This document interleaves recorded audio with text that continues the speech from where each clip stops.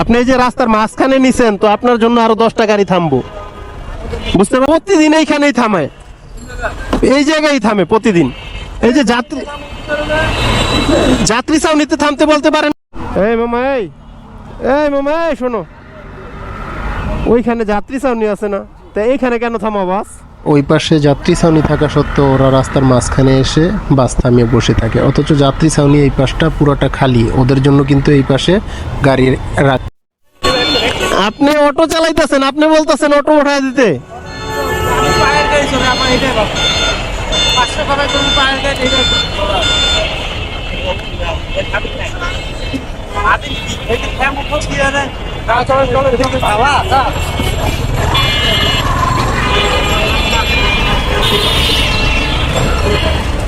উনি auto rickshaw চালাইতেছে, তারপর উনি বলতেছে যে অটো রিক্সা উঠায় দেওয়া উচিত। কেন বলতেছে? কারণ ওরা কোনো সিগন্যাল মানে না, অটোর ড্রাইভার গুলা, তারপর কোনো রং সাইড মানে না, কোনো হাইওয়ে রোডও মানে না।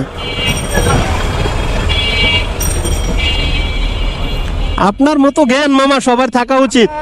এই যে পায়ে রিক্সা চলা অনেক শরীরের জন্য ভালো। আপনার মতো জ্ঞান সবার থাকা উচিত।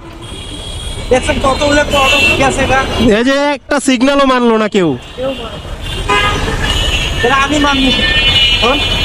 ওই যে একজনের দেখা দেখি আরেকজন নষ্ট হয়।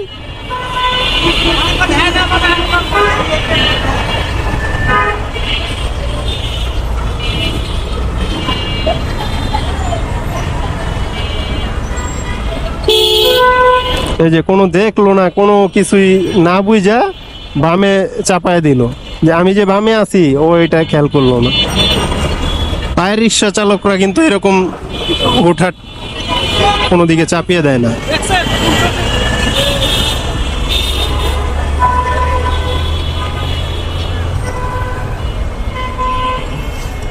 মামা, এইখানে রাইখা দিছেন কেন? আপনি ওইখানে গিয়া যদি 1 ঘন্টাও বসে থাকেন, কেউ কিছু বলবো না আপনারে।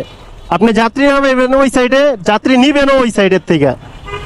আপনি এই যে রাস্তার মাঝখানে নিছেন, তো আপনার জন্য আরো 10টা গাড়ি থামবো, বুঝতে পারছেন?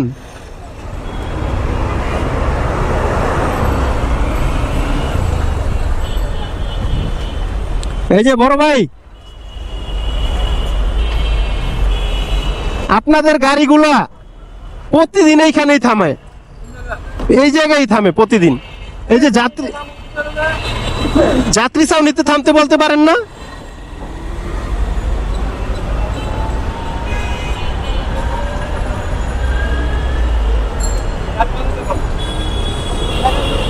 প্রত্যেকটা গাড়ির ওইদিকে থামতে বলবেন।